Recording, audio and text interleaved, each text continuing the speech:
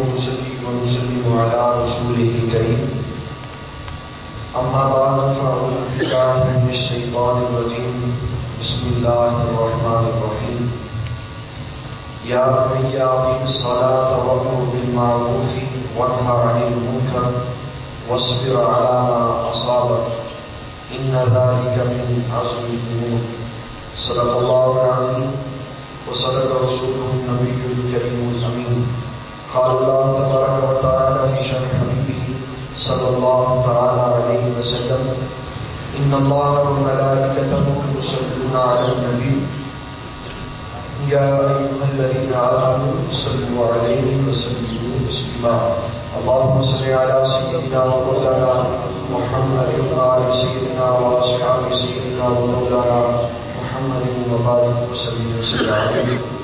السلام علیکم ورحمۃ اللہ وبرکاتہ. ہماری آج کی گفتگو کا عنوان ہے آج کے بچے کل کے رہنما.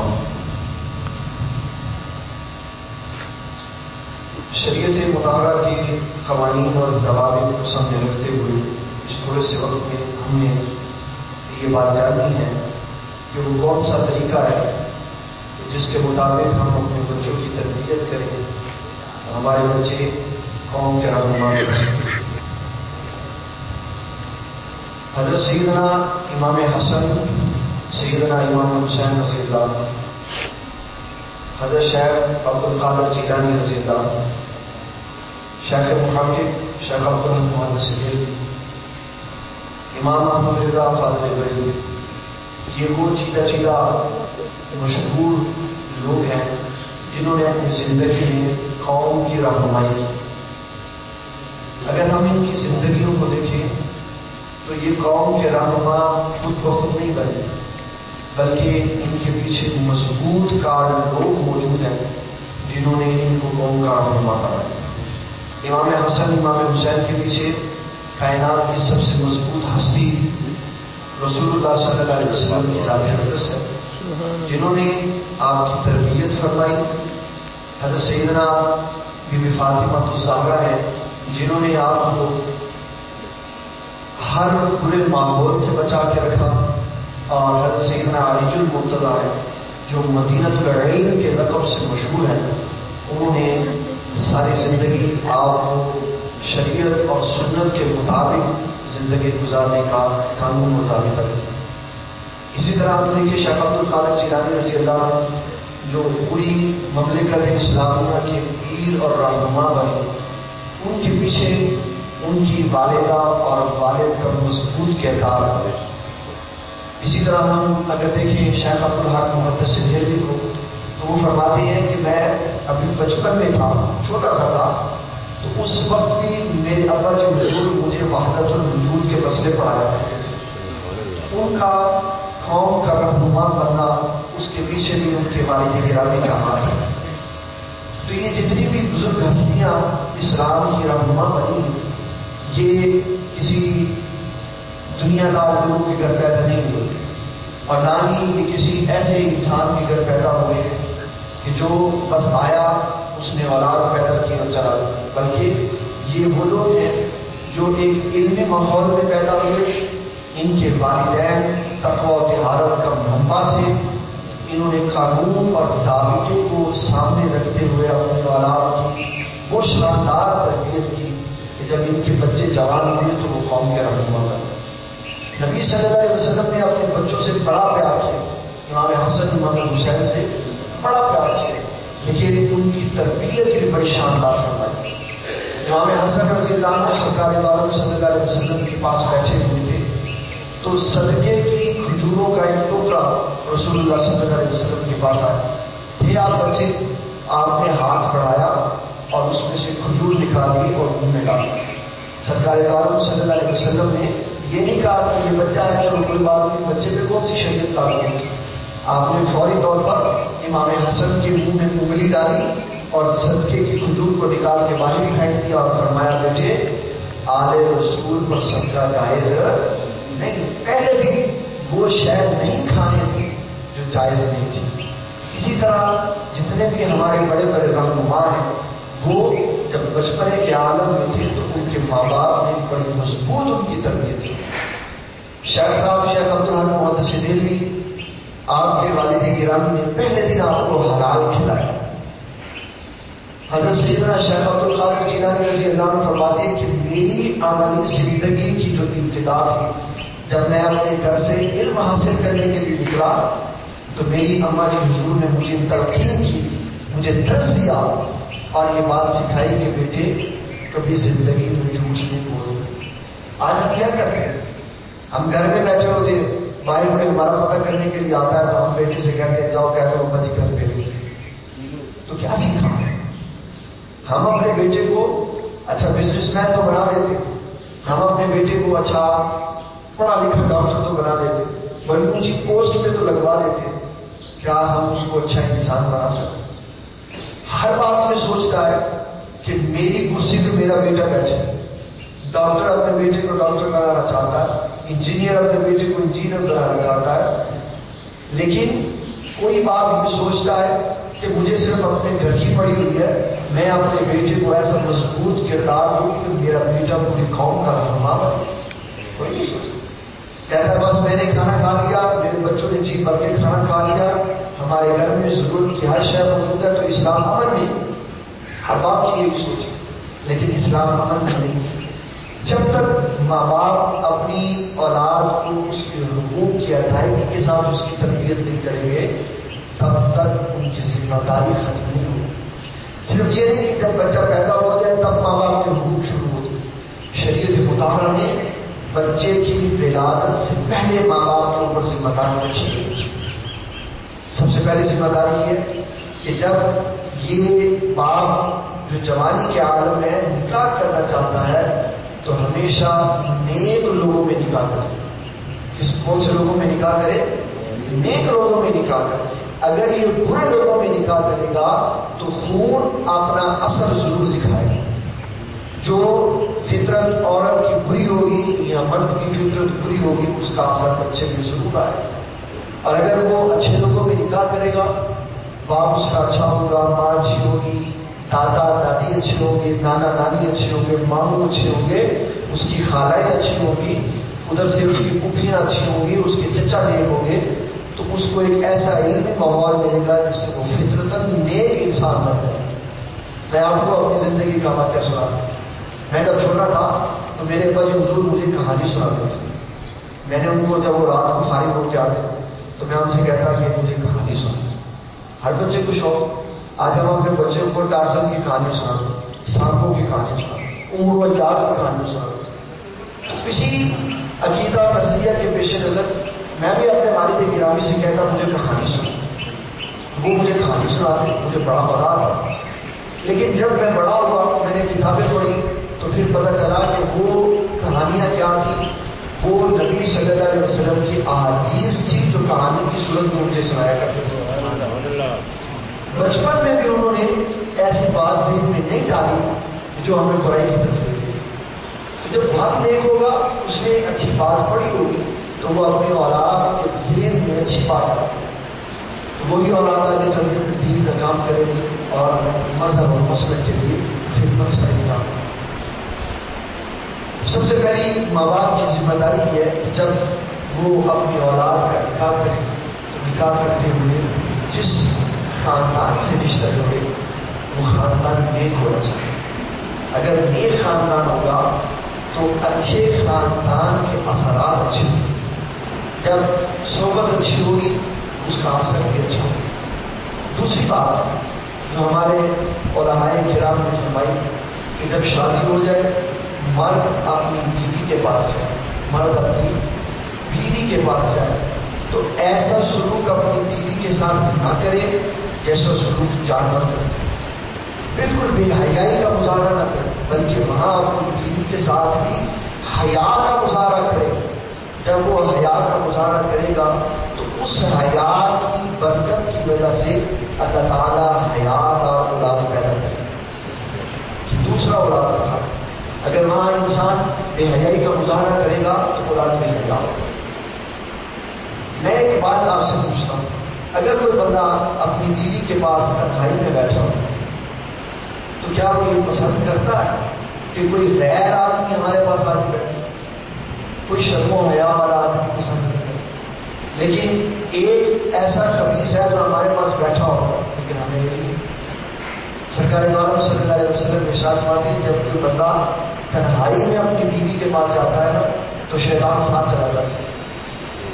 شیطان اب جب وہ اپنی بیوی کے ساتھ قرابت کرے گا اس قرب سے اللہ اولاد عطا فرمائے گا، اس اولاد میں شیطان کا بھی حصہ ہوگا.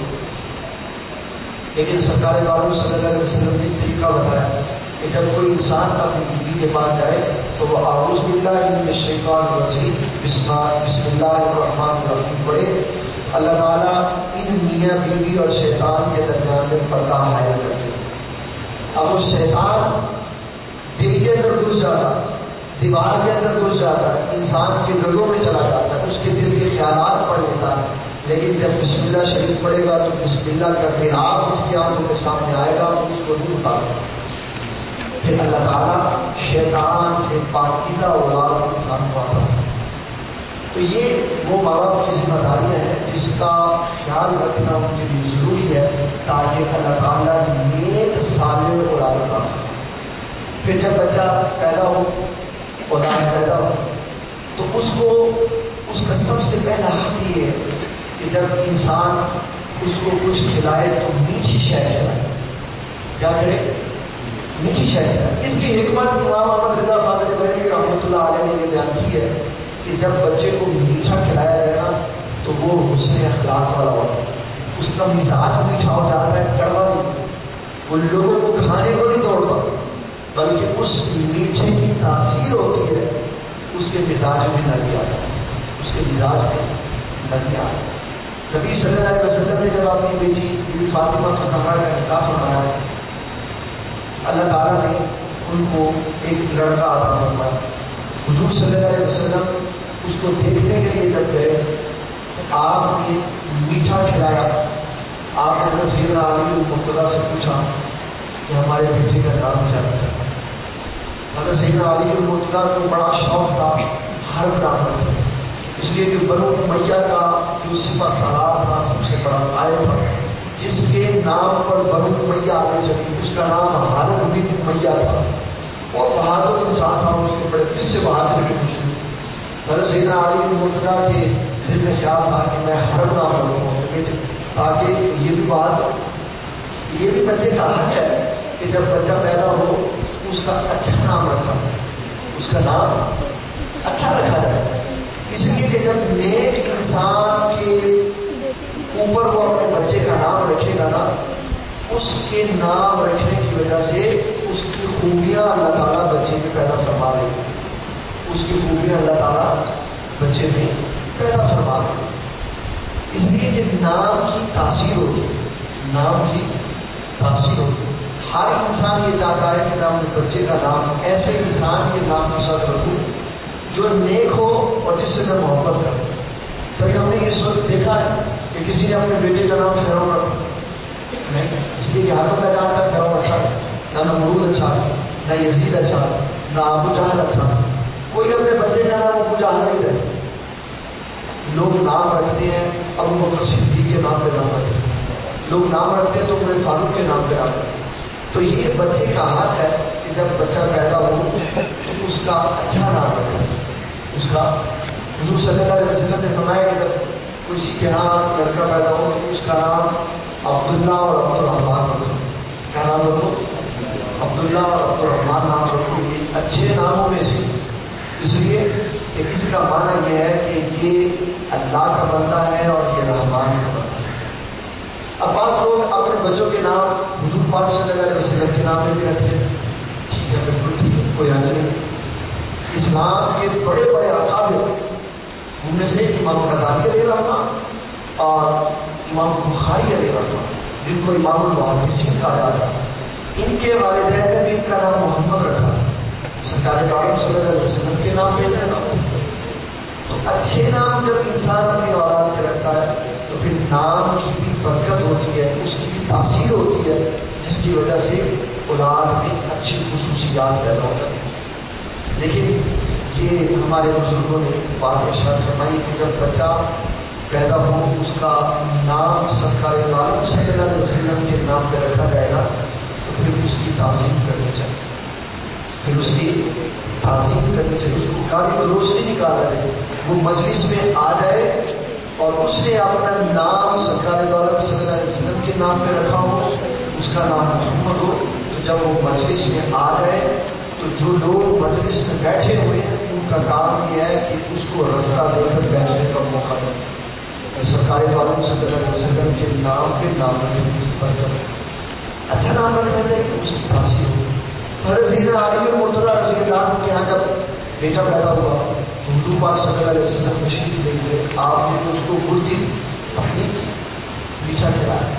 آپ نے حضرت سیدنا علی بن مرتضیٰ سے پوچھا، علی رضی اللہ عنہ ہمارے بیٹے کا نام کیا رکھا؟ عرض کرتے حضور میں نے اس کا نام حرب رکھا۔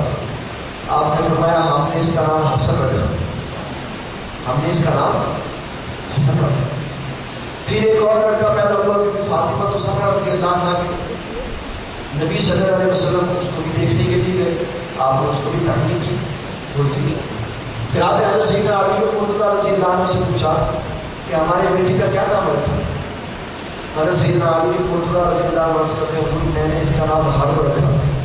پتہ نہیں ان کو کتنا شوق تھا اپنے بیٹے کا نام حرب رکھنے کا کہ دوسری بار بھی حرب رکھا۔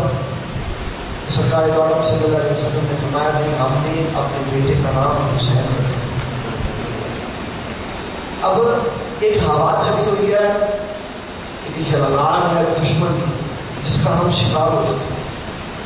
ہم سمجھتے ہیں کہ حضور صلی اللہ علیہ وسلم کے دو ہی نمازیں تھیں، امام حسن اور امام حسین، اس لیے کہ جب شیعہ تقریر کرتے ہیں تو ان دونوں کا ذکر کرتے ہیں، اور ہم نے کبھی خود کتاب تو پڑھی نہیں، کبھی خود ان والوں کی صحبت میں تو بیٹھے نہیں، تو ہمیں صرف یہی پتا ہے کہ بی بی فاطمہ الزہرا کے صرف دو ہی بیٹے تھے، امام حسن اور امام حسین۔ حالانکہ ایسا نہیں، حضرت سیدنا بی بی فاطمہ الزہرا رضی اللہ عنہا کے پتر انور سے 6 بچے پیدا ہوئے، 3 بیٹیاں 3 بیٹے۔ اب کیونکہ آج تشیع کا ذکر نہیں سناتے، 2 کا ذکر سناتے ہیں، اس لیے ہم نے 2 کا ذکر سناؤ، جبکہ حدیث مبارک سے یہ بات ثابت ہے کہ نبی صلی اللہ علیہ وسلم کے یہاں جب تیسرے نواسے کی ولادت ہوئی، حضرت بی بی فاطمہ الزہرا کے یہاں ایک اور لڑکا پیدا ہوا، آپ اس کی تحقیق کے لیے بھی گئے، اس کو دیکھنے کے لیے بھی گئے، گڑتی دینے کے لیے گئے۔ آپ نے حضرت سیدنا علی بن مرتضیٰ رضی اللہ عنہ سے پوچھا کہ ہمارے بیٹے کا کیا نام رکھا؟ تو کہتے ہیں حضور میں نے اس کا نام بھی حرب رکھا، پہلے کا نام بھی حرب رکھا، سرکار نے فرمایا حسن ہے، دوسرے کا نام حرب رکھا تو سرکار عالم صلی اللہ علیہ وسلم نے فرمایا اس کا نام میں نے حسین رکھا، تیسرے کا نام حرب رکھا تو نبی صلی اللہ علیہ وسلم نے فرمایا میں نے اس کا نام محسن رکھا۔ کیا نام رکھا؟ محسن رکھا۔ سرکار عالم صلی اللہ علیہ وسلم نے پھر ان کی کیفیت کو جانا کہ اس نے کچھ اور نام سوچے ہوئے تھے، میں نے کچھ اور رکھ دیے، اب اس کی تعریف قلبی بھی کر۔ آپ نے فرمایا میں نے اس کے نام حضرت ہارون علیہ السلام کے بیٹوں کے نام پہ رکھے، اور بتایا کہ ہمیشہ نام اچھے انسانوں کے نام پہ رکھنے چاہیے، اور وہ اللہ کے نبی تھے، حضرت ہارون علیہ السلام اللہ کے نبی تھے۔ سرکار عالم صلی اللہ علیہ وسلم نے اپنے نواسوں کے نام اللہ کے نبی کے بیٹوں کے نام پہ رکھے، اور سمجھایا لوگوں کو مسئلہ کہ جب اولاد پیدا ہو تو ہمیشہ اچھے لوگوں کے نام پہ نام رکھنے چاہیے۔ اب جب امام حسن جوان ہوئے، ان کے ہاں اولاد ہوئی، تو انہوں نے اپنے بیٹے کا نام تجویز کیا، پوچھا لوگوں سے، اپنے خاندان والوں سے کیا نام رکھے، کسی نے کچھ بتایا، کسی نے کچھ بتایا۔ آپ نے فرمایا مجھ سے پوچھو، میں اپنے بیٹے کا بابا میں اس کا کیا نام رکھنا چاہتا ہوں۔ پوچھا آپ کیا نام رکھنا چاہتے ہیں؟ آپ نے فرمایا میں نے اپنے بیٹے کا نام ابو بکر رکھا۔ لوگ سناتے تھے کہ حضرت سیدنا علی بن مرتضیٰ یہ دشمن تھے ابو بکر صدیق کے، عمر فاروق، عثمان غنی کے، کیا ہو گیا ان کے عقلوں میں؟ کوئی بندہ اپنے دشمن کے نام پہ اپنے بیٹے کا نام رکھتا؟ جب بی بی فاطمہ الزہرا رضی اللہ عنہا کا وصال ہوا تو اس کے بعد حضرت سیدنا علی بن مرتضیٰ نے متعدد نکاح کی، اور 18 بیٹے اللہ تعالیٰ نے حضرت سیدنا علی بن مرتضیٰ کو عطا فرمائے۔ آپ نے ایک بیٹے کا نام ابو بکر رکھا، ایک بیٹے کا نام عمر رکھا، ایک بیٹے کا نام عثمان رکھا، اور بتایا کہ میں ابو بکر کا دشمن نہیں، میں عمر کا دشمن نہیں، میں عثمان کا دشمن نہیں، اگر یہ میرے دشمن ہوتے یا میں ان کا دشمن ہوتا تو میں اپنے بچوں کے نام ان کے نام پہ کبھی نہ رکھتا۔ باپ بھی اپنے بچوں کے نام حضرت ابوبکر صدیق کے نام پہ رکھ رہا ہے، عمر فاروق کے نام پہ رکھ رہا ہے، عثمان غنی کے نام پہ رکھ رہا ہے، اور آگے سے بیٹے حضرت امام حسن بھی اپنے بچوں کے نام ابوبکر اور عثمان کے نام پہ رکھ رہا ہے۔ تو یہ ایک محبت کا پہلو ہے کہ اپنے بچوں کا نام اچھا رکھو اور اچھے لوگوں کے نام پہ رکھو۔ ہمارے ایک بڑے ہی محبت والے دوست ہیں، ہمارے جامعہ میں پڑھاتے ہیں، مفتی عبدالرؤف شاہ صاحب۔ ایک دن وہ ایک بڑی ہی تفرمتہ کی بات سنانے لگے، کہنے لگے آج زمانہ بدل گیا، لوگوں کے یہاں اولاد ہوتی ہے تو کہتے ہیں ایسا نام ہونا چاہیے جو کسی نے نہ رکھا ہو، جو کسی نے، کہتے ہیں پہلے لوگ کہتے تھے نام ایسا ہونا چاہیے جو کسی معزز انسان کا تاکہ ہمارا بچہ بھی لے۔ آج کہتے ہیں ایسا نام ہونا چاہیے جو کسی سے نہ ہو۔ کہنے لگے اسی طرح ایک آدمی میرے پاس آیا، کہنے لگا مفتی صاحب مجھے ایسا نام بتائیں وہ بھی قرآن مجید میں سے اور کسی نے بھی نہ رکھا ہو، وہ کون سا ایسا لفظ ہے جو میں اپنے بچے کا نام رکھوں؟ تو کہنے لگے میں نے سوچ و وچار کیا، پھر میں نے کہا تو اپنے بچے کا نام قرت رکھ۔ قرت، کہنے لگے اس کا معنی کیا ہے؟ کہنے لگے اس کا معنی ہے چھٹکارا ہوا۔ جب تو نے نام رکھنا ہے قرآن میں سے اور وہ کسی نے بھی نہ رکھا ہو تو پھر یہ کیا ہے وہ کسی نے نہیں رکھا ہو؟ یہ تو اللہ تعالیٰ نے ہفتے والوں کو سزا کے طور پر اللہ تعالیٰ عطا فرمایا تھا، دونوں قرأتم خاصین، جاؤ تم سارے دھتکارے ہوئے بندے بن۔ تو ہماری سوچیں بدل گئی، آج ہم ماڈرن ہو گئے، آج ہم پڑھے لکھے ہو گئے، ہم کہتے ہیں نام وہ ہونا چاہیے جو پہلے کسی نے نہ رکھا۔ حالانکہ پہلے نیک نیک لوگ اپنے بچوں کے نام نیک لوگوں پہ رکھتے ہیں کہ اس کے نام کی وجہ سے ہمارا بچہ بھی نیک ہو۔ اور یاد رکھیے جس نے اپنے نام کے ساتھ نبی صلی اللہ علیہ وسلم کا نام رکھا ہے، محمد کا اضافہ کیا، جب قیامت والا دن ہوگا، میدان محشر ہوگا، اللہ تعالیٰ سرکار دو عالم صلی اللہ علیہ وسلم کو پکارے گا، تو جس کا نام محمد ہوگا وہ سارے لبیک کریں۔ اللہ ان سے فرمائے گا کہ میں نے تمہیں تو نہیں بلایا، میں نے تو اپنے محبوب صلی اللہ علیہ وسلم کو بلایا۔ تو کہیں گے اللہ ہم نے اپنا نام بھی تیرے محبوب کے نام پہ رکھا ہوا ہے، تو ہم نے سمجھا شاید تمہیں ہمیں بلایا۔ اللہ فرمائے گا ٹھیک ہے، جس نے لبیک کہا میں نے اس سب کی مغفرت فرما، اس نام کا فائدہ ہوا، بغیر کوئی بات کی اللہ تعالیٰ نے بخشش فرما دی۔ تو جب بھی انسان کے یہاں اولاد ہو تو اس کو گڑتی اچھے طریقے سے دلوانی چاہیے، اس کا نام اچھا رکھنا چاہیے۔ اور سرکار دو عالم صلی اللہ علیہ وسلم کی حدیث آپ فرماتے ہیں جب بچے کو پہچان ہو جائے، جب بچے کو پہچان ہو جائے اس بات کی، سیدھے اور الٹے، سیدھے اور کہ یہ دایاں پاؤں ہے، یہ بایاں پاؤں ہے، یہ دایاں ہاتھ ہے، یہ بایاں ہاتھ، یہ بچے کو اس وقت پہچان ہوتی ہے جب وہ تھوڑا سا بڑا ہوتا ہے، سالوں کا ہو جاتا ہے، 2 سال کا ہو جاتا ہے، اس کو یہ پہچان ہو جاتا ہے۔ جب اس کو یہ پہچان ہو گئے کہ یہ سیدھا ہاتھ ہے، یہ الٹا ہاتھ ہے، تو اس کو اللہ کا نام سکھاؤ اور اس کے دل میں میری محبت ڈالو۔ اب جب اتنی عمر میں بچے کے دل میں اللہ کی محبت ڈالی ہے، نبی صلی اللہ علیہ وسلم کی محبت ڈالی ہے، تو جب وہ جوان ہوگا تو وہ سرکار کی محبت کا ایک سمندر دل میں بھی ہوگی۔ اور یہی سے سب سے بڑی ہماری ناکامی شروع ہوتی ہے کہ جب ہمارا بچہ بولنے لگتا ہے تو ہم اس کو انگریزی سکھاتے ہیں، کہتے ہیں انگلش بولو، ہینڈ کو، ماؤتھ کو، ٹیتھ کو، اللہ کا لفظ نہیں اس کو سکھاتے، نبی صلی اللہ علیہ وسلم کی محبت کی کوئی بات کو سکھاتے۔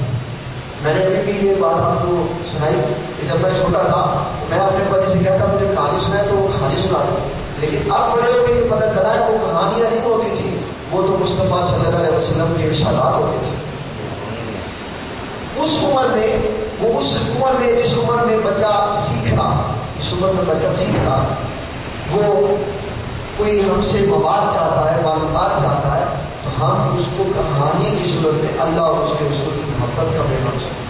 ابھی کل کی بات ہے، میرے بڑے بھائی صاحبزادہ بشیر احمد یوسفی صاحب کا جو بڑا بیٹا ہے محمد عبدالرزاق یوسف، وہ مجھ سے کہنے لگا چاچو مجھے ہاجوج ماجوج کا قصہ سنا، ہاجوج ماجوج کا قصہ سنا۔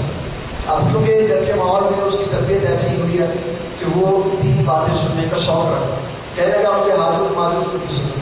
میں نے کہا یار میں تمہیں آج نہیں سنا سکتا، میں کسی دن اور سناؤں۔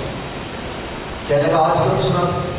میں نے کہا میں آج اس لیے نہیں سنا سکتا کہ تیرا حافظہ اتنا تیز ہے کہ جو میں نے بات بتا دی نا وہ تجھے یاد ہو جائے گی جب میں اگلی بار کوئی بات سناؤں گا اور پہلی والی اور اگلی والی بات میں فرق ہوگا. تو نے کہا ہے اس دفعہ مجھے نہیں بتایا تھا, مجھے بتا. تو میں اس موضوع کو جب دوبارہ پڑھوں تاکہ میرے ذہن میں ہر بات تازہ ہو جائے پھر میں سناؤں گا.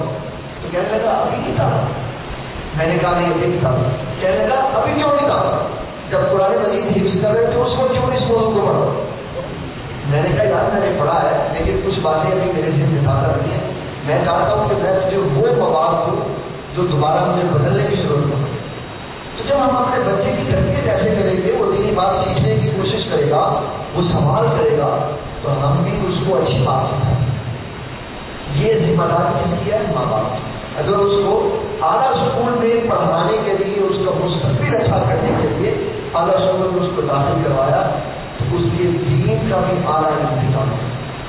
اس کو ایسے عمر رسیدہ صحیح العقیدہ بزرگ کی صحبت میں بٹھائے جو اس کو دین بھی سکھائے اور اس کی تربیت بھی کرے, اس کی طبیعت میں حلم پیدا کرے. نوجوان چھوکروں سے بچوں کو نہیں پڑھانا چاہیے. یاد رکھیں, یہ ہمیشہ قانون اور ضابطہ یاد رکھیں. ہمارے بابا جی سرکار نگینہ صاحب رحمۃ اللہ علیہ فرمایا کرتے تھے جو بچہ بچپنے کے وقت کو گزار کر جوانی میں قدم رکھ رہا ہوتا ہے, وہ اتنا نازک ہوتا ہے, اس کی حفاظت ایسے کرنی چاہیے جیسے سچے سونے کی حفاظت کرے. اس لیے کہ اس وقت میں اگر کسی نے اس کو داغ کر دیا نا تو ساری زندگی اس کا داغ نہیں دھویا جا سکتا. تو یہ ماں باپ کی ذمہ داری ہے کہ اس وقت میں اپنے بچوں کی حفاظت کرے اور کسی ایسے استاد سے نہ پڑھائے جو شہوت کے غلبہ کو اپنے اوپر ڈالے ہوئے لوگوں کے گھروں میں جاتا ہے. ایسے انسان سے بچوں کو قرآن پڑھانا چاہیے جو عمر رسیدہ ہو اور صحیح العقیدہ انسان, تاکہ وہ جوانی کی منزلوں کو گزار چکا ہو, اس کے اندر سے شیطانیت کا غلبہ ختم ہو چکا ہو, نفس کا غلبہ ختم ہو چکا ہو. جب وہ بچوں کو پڑھائے گا تو اپنی اولاد سمجھ کے پڑھائے گا, پھر وہ ایسی تربیت شاندار کرے گا کہ وہ بچوں کو آنے والے وقت میں قوم کا رہنما بنا سکے. تو جب بچہ اتنی عمر کا ہو کہ وہ سمجھ بوجھ رکھنے کے قابل ہو جائے تو اس کے دل میں اللہ تعالیٰ کی اور اس کے رسول صلی اللہ علیہ وسلم کی محبت آتا ہے. اور والدین کی ساری تربیت میں سے سب سے بہترین شاید جو وہ اولاد کو سکھاتے ہیں وہ ادب ہے. وہ کیا ہے؟ ادب. اور جو ماں باپ اپنی اولاد کو ادب سکھانے میں کامیاب ہو جاتے ہیں نا, وہ سمجھے کہ انہوں نے اپنی اولاد کی تربیت کا حق ادا کیا. جو اپنی اولاد کو ادب نہیں سکھا پاتے انہوں نے اپنی اولاد کی تربیت نہیں سیکھی. جب وہ تربیت صحیح نہیں دے پائے تو پھر انہوں نے کیا حاصل کیا؟ اور ادب کب سیکھتا ہے بچہ؟ تربیت کا اس کا مرحلہ کب شروع ہوتا ہے؟ جب اس کے اندر پہچان کا مادہ آ جائے. پہچان کا, میں ایک اپنے گھر کی بات کروں. میری ایک بیٹی ہے, میری ایک بیٹی, ابھی وہ 2 سال کی. آج سے کافی عرصہ پہلے جب وہ اس سے بھی چھوٹی تھی, اس کو تھوڑی سی سمجھ بوجھ آئی تو میری گھر والی, میری بیوی یہ کہنے لگی کہ دادا ابو کو کلیپنگ کر کے دکھاؤ. یہ اگر آ جائے تو کلیپنگ کر کے دکھاؤ, تالی مار کر دکھاؤ. تو میرے والد گرامی فرمانے لگے بیٹے ہم نے اپنے بچوں کی تربیت ایسے کرنی ہے جیسے نبی صلی اللہ علیہ وسلم نے بی بی فاطمہ الزہرا کی تربیت. اس کو یہ نہیں کہنا, اس کو یہ نہیں سکھانا بیٹے کلیپنگ کر کے دکھاؤ, اس کو کہنا ہے اللہ کا نام سیکھو. اس کو یہ سکھانا ہے, ہم نے اس کی رگوں میں, اس کی جڑوں میں اللہ تعالیٰ اور اس کے رسول صلی اللہ علیہ وسلم کی بات کرتا ہے.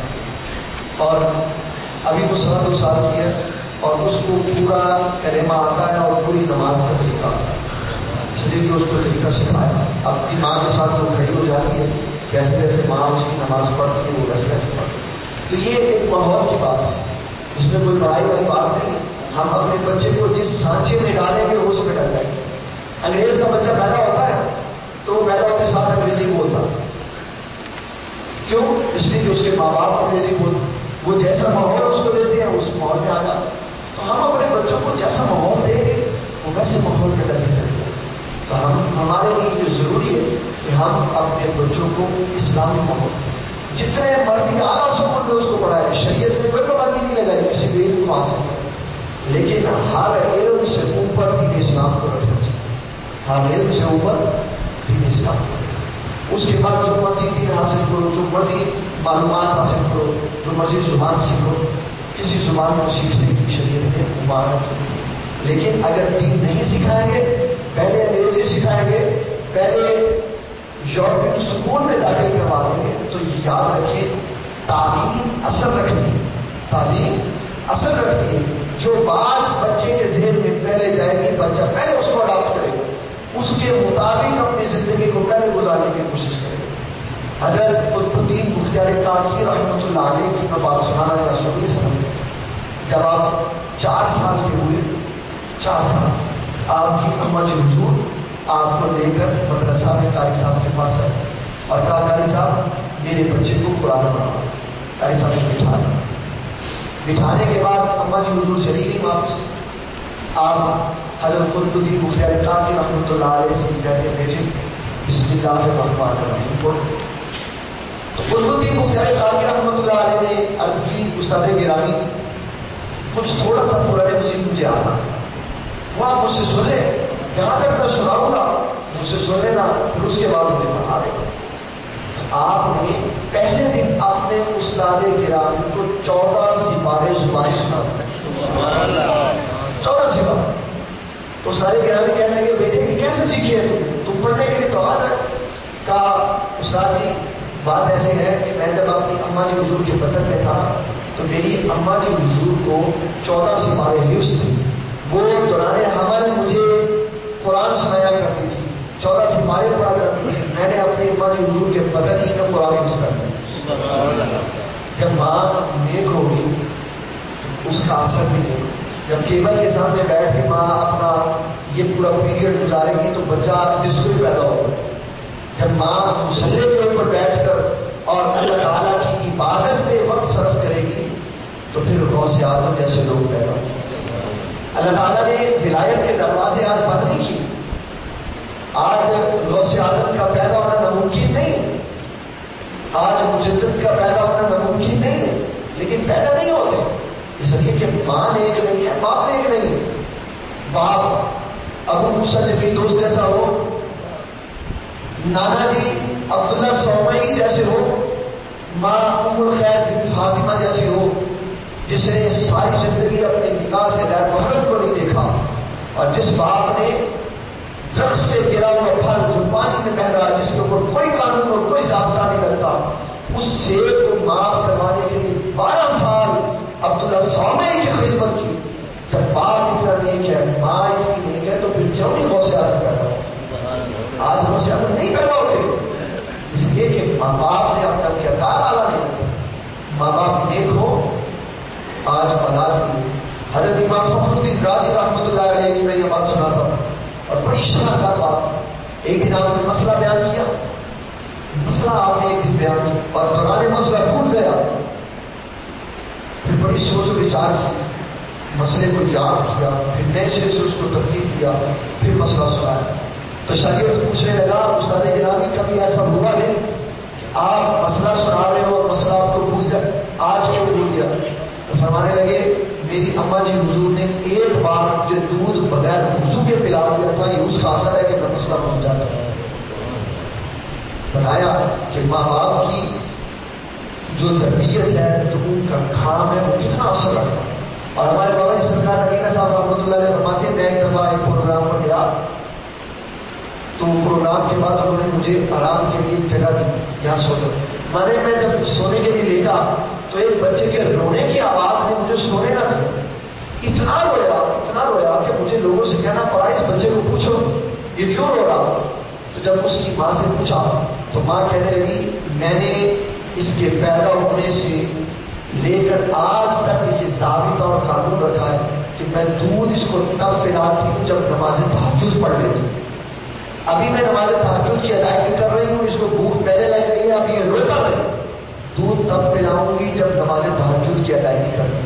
جس ماں نے اللہ کی عبادت کرنے کے بعد اپنے بچے کو دودھ پلایا ہے، وہ دودھ اس کی رگوں میں اللہ کا نور بن کے دوڑے، پھر اس کا اثر ہوگا کہ جب وہ جوان ہوگا تو وہ اللہ کی بارگاہ کا مقرب انسان۔ ماں باپ اگر اپنی اولادوں کو اچھا کرنا چاہتے ہیں تو خود اچھے ہیں۔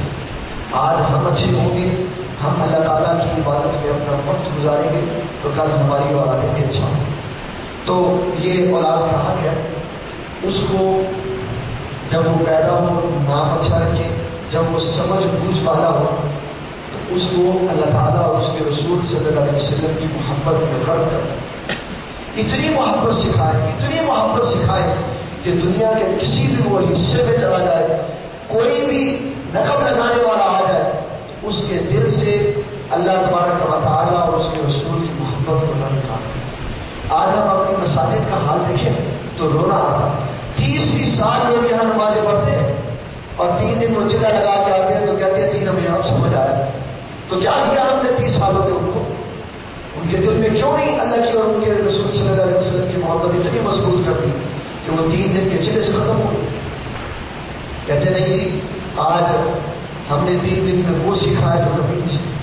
اس کا معنی تو یہی ہے کہ ساری زندگی کبھی اللہ اور اس کے رسول صلی اللہ علیہ وسلم کی محبت ہمارے دل میں آئی نہیں. جبکہ صحابہ کرام رضوان اللہ تعالیٰ علیہ اجمعین قرآن عزیز پڑھتے ہوئے آدمی کو دیکھ لیتے تھے اور جان لیتے تھے کہ مومن ہے یا منافق. علامہ اسماعیل حقی علیہ الرحمٰن نے سورۃ عابسہ کے ابتدا میں یہ واقعہ لکھا ہے کہ ایک صحابی سیدنا عمر بن خطاب رضی اللہ عنہ کے دور خلافت میں کسی علاقہ میں گیا تو اس نے وہاں ایک قاری قرآن جو مسجد کا امام تھا اس کو نماز پڑھاتے ہوئے دیکھا. وہ ہر رکعت میں عابسہ پڑھتا تھا. اس نے حضرت سیدنا عمر بن خطاب رضی اللہ عنہ سے آگے کہا حضور وہ جو فلاں مسجد کا امام ہے نا اس کا ایمان صحیح نہیں, وہ منافق. کہا کیسے؟ کہا ہر رکعت میں عابسہ پڑھتا. تو حضرت سیدنا عمر بن خطاب رضی اللہ عنہ نے فرمایا اس کو بلا کے. جب بلایا گیا تو پوچھا تو ہر رکعت میں عابسہ کیوں پڑھتا؟ کہنے لگا اس صورت میں اللہ تعالیٰ نے سرکار دو عالم صلی اللہ علیہ وسلم سے سخت لفظ کی اور مجھے خوشی ہوتی ہے پڑھ کے. آپ نے فرمایا یہ صحابی سے کہا تو منافق ہے. اس کو امامت سے معزول کر دی, اس کو سزا دی. حضرت سیدنا عمر بن خطاب وہ جانتے تھے کہ جو محب ہوتا ہے وہ عبادت میں بھی وہ طریقہ اختیار کرتا ہے جو معبود کا پسندیدہ ہوتا ہے. نماز اگرچہ اللہ کی عبادت ہے لیکن حقیقت میں یہ نبی صلی اللہ علیہ وسلم کی تعلیم ہے. تو ماں باپ کی یہ ذمہ داری ہے کہ وہ پیدا ہونے سے لے کر جوانی تک جب تک اولاد کے اوپر ان کا اختیار ہے ان کے دل میں اللہ تعالیٰ کی اس کے رسول صلی اللہ علیہ وسلم کی محبت کو کوٹ کوٹ کر پڑھ دیں. یہی ضابطہ اسلام کا ہے اور یہی بات اللہ کو پسند ہے. جب مکہ شریف میں غار حرا میں وحی جدی کا نزول شروع ہوا تو 11 سال اللہ نے عبادت کوئی نہیں نازل فرمائی, کوئی عبادت فرض نہیں فرمائی. 11 سال کے بعد جب معراج شریف ہوئی اللہ نے نماز فرض فرمائی. ان 11 سالوں میں اللہ تعالیٰ قریش کے دل میں اور مشرکین کے دل میں ایمان ڈال کر اللہ کی اور اپنے محبوب صلی اللہ علیہ وسلم کی محبت کو پختہ کرتا رہا. ان کے دل میں سرکار دو عالم صلی اللہ علیہ وسلم کی محبت کو اتنا پختہ کر دیا کہ ان کو سراپا محبت بنا دیا. جب دیکھا کہ یہ سرکار دو عالم صلی اللہ علیہ وسلم کی محبت پہ کامل ہو گئے ہیں, میری محبت پہ کامل ہو گئے ہیں, تو پھر نماز بھی فرض کر دی, پھر روزہ بھی فرض کر دیا, پھر زکوٰۃ بھی فرض کر دی, پھر حج بھی فرض کر دیا اور بتا دیا لوگوں یاد رکھو پہلے محبت باری تعالیٰ محبت مصطفیٰ ہے نماز والا. اور یہی چیز قرآن بیان کر رہا ہے لتؤمنوا باللہ ورسولہ, اللہ اور اس کے رسول پر ایمان لاؤ, وتعظروہ وتوقروہ, ان کی تعظیم و توقیر کرو, وتسبحوہ بکرۃ واصیلا, پھر صبح شام نماز پڑھو, اللہ کی تسبیح بیان کرو, پھر تمہارا ایمان پورا ہے ورنہ ایمان پورا نہیں. تو یہ اولاد کے حقوق میں سے سب سے اہم حق ہے کہ جب وہ سمجھ بوجھ والا ہو تو اس کے دل میں ادب ڈالا جائے اور نبی صلی اللہ علیہ وسلم کی محبت ڈالی جائے. اور جتنے بھی بزرگ دین ہیں وہ اولیاء اللہ کا بڑا مطلب ہے. میرے والد گرامی نے ہمارے دادا مرشد جو ہے حاجی یوسف علی عقیدہ رحمۃ اللہ, میرے والد گرامی کے مرشد ہیں اور میرے دادا مرشد, ان کی سیرت پہ کتاب لکھی ہے یوسف مصر محمد. اس میں ایک بزرگ ہیں حضرت سید پیر کبیر علی شاہ, ان کا مقدمہ لکھا ہے, ترتیب لکھی ہے ان کی, اور اس میں انہوں نے یہ واقعہ لکھا ہے کہ مدینہ مدینہ صاحب رحمۃ اللہ علیہ جب ہمارے چولہ شریف آتے تو زمین پر جوتی اتار کے بیٹھ جاتے. جوتی کتنے بڑے اللہ کی بارگاہ کے مقرب بندے ہیں اور زمین پر جوتی اتار کے بیٹھ جاتے. تو شاہ صاحب کہتے حضرت آپ اوپر بیٹھے. آپ فرماتے ہیں شاہ جی ہمیں ایک ادب بھی تو آتا ہے وہی کر لیتے ہیں. ہمارے پاس اور کیا ہے؟ نہ پیسہ ہے، نہ دولت ہے، نہ جائیداد ہے، نہ کوئی ہمارا عالی خاندان ہے. ایک ہمیں رسول اللہ کے خاندان کا ادب ہی تو کرنا آتا ہے، آپ وہ بھی نہیں کرنے دیتے.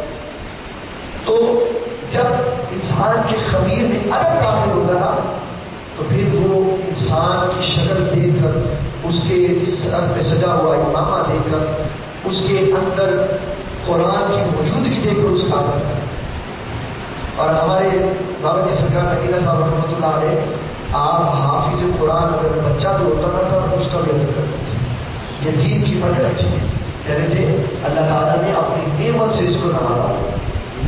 جب ہم اپنی اولاد کو محبت اور ادب سکھائیں گے نا تو یقین مانیں زندگی کے کسی موڑ پہ اولاد اپنے ماں باپ کو چھوڑ کر نہیں جاتی. غور کریں اس بات پہ، کیا بات ہے کہ ماں باپ 20 سال 30 سال اپنا خون پلا کر اولاد کو جوان کرتے اور 4 دن نہیں ہوتے شادی کو کہ بیوی نے بھی علیحدہ ہو گیا. کیا وجہ ہوئی کہ وہ 30 سال کی محبت 4 دن میں ختم ہو گئی اور بیوی کی محبت پیدا ہو. اس لیے کہ ہم نے اپنی اولاد کو سب کچھ دیا سوائے دین. اگر دین اس کو سکھایا ہوتا، نبی صلی اللہ علیہ وسلم کی شریعت سکھائی ہوتی تو وہ یہ بات جانتا کہ بیویاں مل سکتی ہیں، اولادیں مل سکتی ہیں، ماں باپ نہیں مل سکتی. آج بوڑھے ماں باپ کیوں پریشان ہیں؟ اسی وجہ سے کہ انہوں نے اپنے بچوں کو اعلیٰ مستقبل تو دیا، اچھی تعلیم تو دی، اچھے اسکولوں میں تو پڑھایا، اعلیٰ جابوں میں تو لگوایا، لیکن دین نہیں سکھایا. آج بڑھاپے کے عالم میں جب ماں باپ کو خدمت کی ضرورت ہے تو بچے علیحدہ ہو. یہ دین نہ سکھانے کی سزا. اگر آج ان کے رگوں میں دین ڈالیں گے اور ان کو بتائیں گے ماں باپ کی عزت اور ان کا مقام کیا ہے تو وہ بچے زندگی کے کسی موڑ پہ اپنے ماں باپ کو چھوڑ کر دیا. تو یہ اسلام نے ہمیں ضابطہ بتایا ہے اولاد کے حقوق کا. جب وہ پیدا ہو اس کے کان میں اذان دو، جب وہ پیدا ہو تو اس کے کان میں اذان دو، اس کو میٹھا کھلاؤ تاکہ اس کی طبیعت میں نرمی پیدا ہو، حسن اخلاق والا ہو. گڑتی ایسے آدمی سے دلواؤ جو نیک ہے تاکہ اس کی تاثیر اس میں آ جائے، اور اس کا نام اچھا رکھو تاکہ نام کی وجہ سے اس کا کردار اچھا ہو جائے. اور جب وہ سمجھ بوجھ والا ہو تو اس کو دین سکھائے. اور جب وہ تھوڑا سا بڑا ہو تو اس سے پیار اور محبت کرنا چاہیے. کیا کرنا چاہیے؟ اولاد سے نفرت نہیں کرنی چاہیے. اولاد سے حدیث مبارک میں آتا ہے سرکار دو عالم صلی اللہ علیہ وسلم اپنے نواسے کا بوسہ لے رہے تھے، اس کا منہ چوم رہے تھے.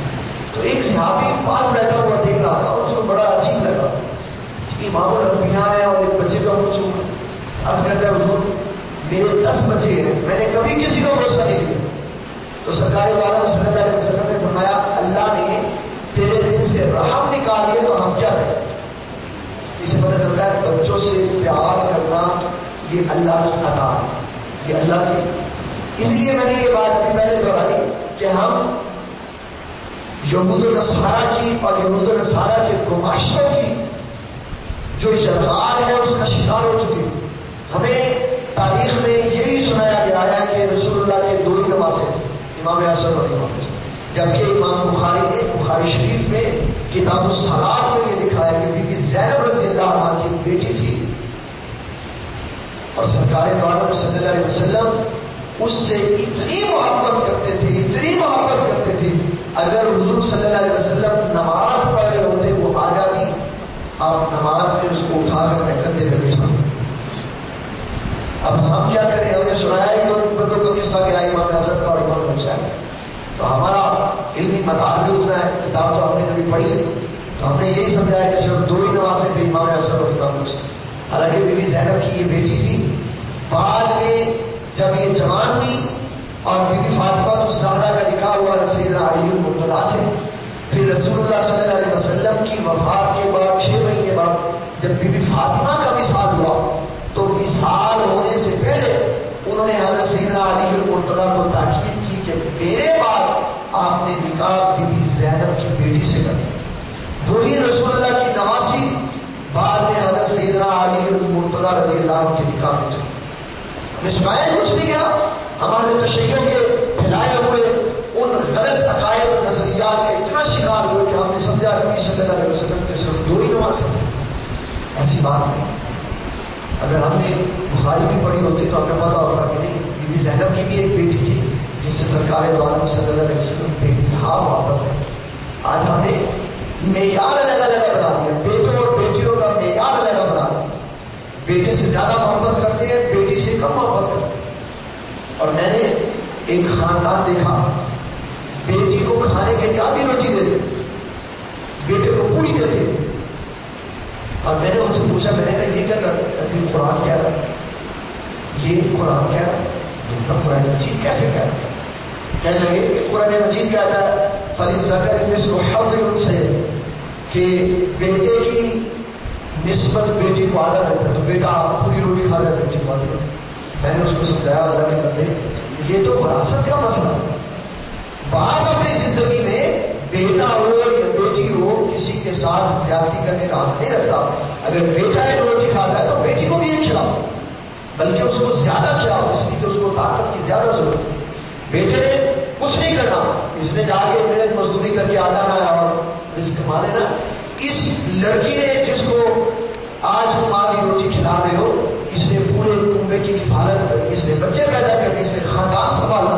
اس کے اندر قوت ہونی چاہیے تاکہ یہ افزائش نسل کا ذریعہ بن سکے اور اس کو زیادتی اور ضرورت کا نشانہ بنا. یہ بہت بڑا عالمیہ ہے دین نہ جاننے کا. جو لوگ دیندار ہیں ان کے گھرانے آج خوشحال ہیں, اور جنہوں نے دین نہیں سیکھا وہ آج بھی پریشان ہیں کہ ہم اب کیا کریں. اولادیں جوان ہیں, ہماری فرما بردار نہیں ہے, ہمارے مقابلے میں کھڑی ہو جاتی. ابو ہریرہ رضی اللہ عنہ جیسا جوان آدمی, ماں سخت دین کے دشمن ہے, پوری جوانی میں ہے, پوری قوت میں ہے, چاہتے تو ماں کو تاج مار سکتے تھے. ماں ڈنڈے سے پٹائی کرتی, ماں کے سامنے ادب سے دین کی برکت. دین سیکھا ہوا تھا رسول اللہ کی بارگاہ سے کہ ماں باپ جیسے بھی ہو ماں باپ کو خوف نہیں کرتے, ماں باپ کو ستانا نہیں, ماں باپ کو تکلیف نہیں دینی. آج بچے ماں باپ کو تکلیف کیوں دیتے ہیں؟ اس لیے کہ ہم نے ان کو سکھایا نہیں تھا کہ ماں باپ کا ادب کرتا. 4 دن میں بیوی دیکھے اس کو علیحدہ ہو گئی, 30 سال کے ماں باپ کی محبت کا بیڑا غرق ہو. اگر ماں باپ کو دین سکھایا ہوتا, نبی صلی اللہ علیہ وسلم کی تعلیمات سے عمل کیا ہوتا, تو بیٹا بیوی کو ترجیح نہ دیتا, ماں باپ کو ترجیح دیتا.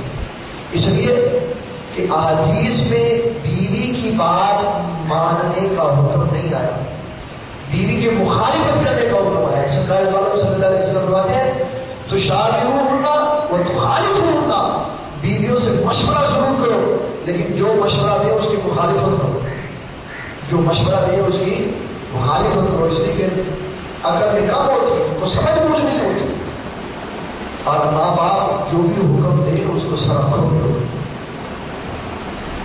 یہ دین کا حسن, یہ وہ ماں باپ کرتے ہیں جنہوں نے وہ دین سیکھا ہو.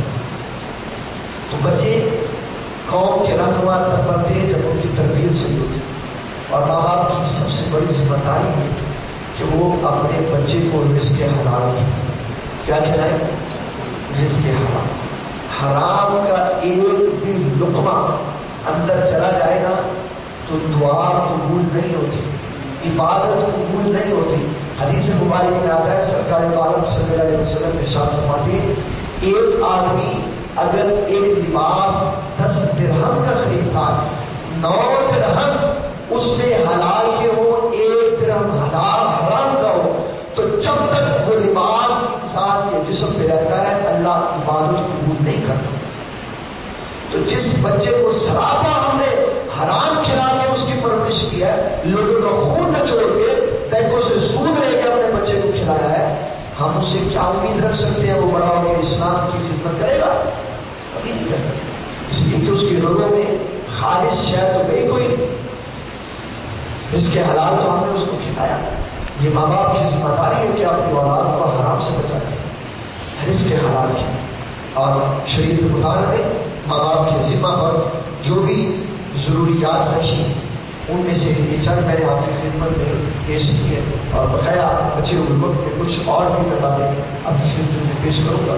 سرکار دو عالم صلی اللہ علیہ وسلم کی احادیث کو پیش نظر رکھتے ہوئے بچوں سے محبت کرنے کا ہم نے حکم کیا، لیکن محبت کا معنی یہ نہیں کہ ہر جائز اور ناجائز فرمائش ہوتی، یہ محبت کا معنی۔ بعض بندے وہ ماحول سے تنگ ہوتے ہیں، اگر ماں باپ ان کی سختی کرے نا، ماں باپ ان کی سختی تو کہتے ہیں ہم نے وہ سلوک نہیں اپنے بچوں کے ساتھ کرنا جو ہمارے ماں باپ